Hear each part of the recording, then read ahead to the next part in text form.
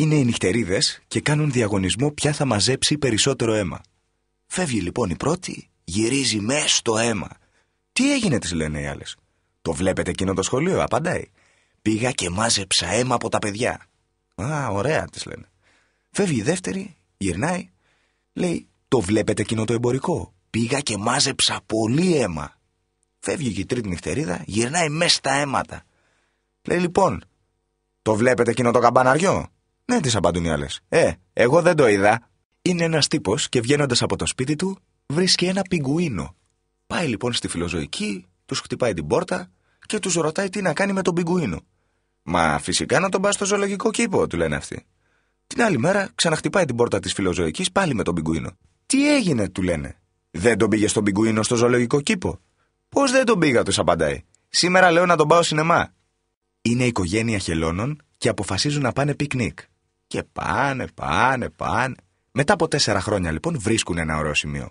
Βγάζει η μαμά τα πράγματα, ετοιμάζονται να φάνε και συνειδητοποιεί η μαμά ότι έχει ξεχάσει το ανοιχτήρι για τις κονσέρβες. Αποφασίζουν λοιπόν να στείλουν το μικρό να το πάρει. Λέει ο μικρός, εγώ δεν πάω πουθενά, γιατί θα μου φάτε τα πατατάκια. Όχι, παιδί μου, του λέει η μαμά του, δεν θα στα φάμε. Καλά, λέει το χελωνάκι, θα πάω. Περνάνε 5 χρόνια, λέει ο μπαμπάς, μήπως να φάμε τα πατατάκια. Όχι, λέει η μαμά του, υποσχεθήκαμε στο παιδί.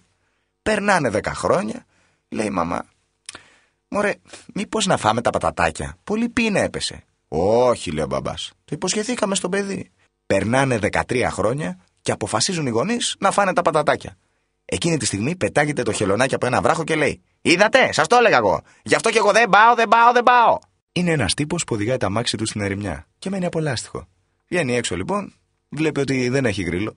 Τι να κάνει, βλέπει στο βάθος ένα σπιτάκι. Α, σώθηκα, λέει. Εκεί που προχωρούσε για το σπίτι σκεφτόταν.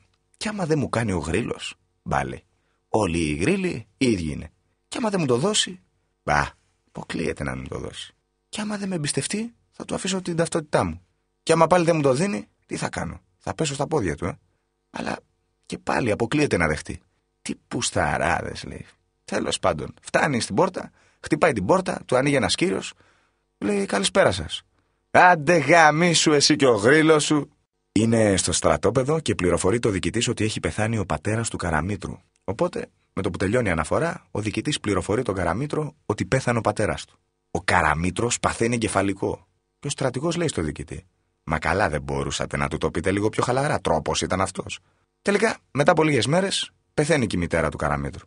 Μαζεύει ο διοικητής όλο το τάγμα και φωνάζει: Όσοι έχουν μητέρα, να κάνουν ένα βήμα μπροστά. Κάνουν όλοι ένα βήμα και λέει ο διοικητής: Πού πάρε Καραμήτρου.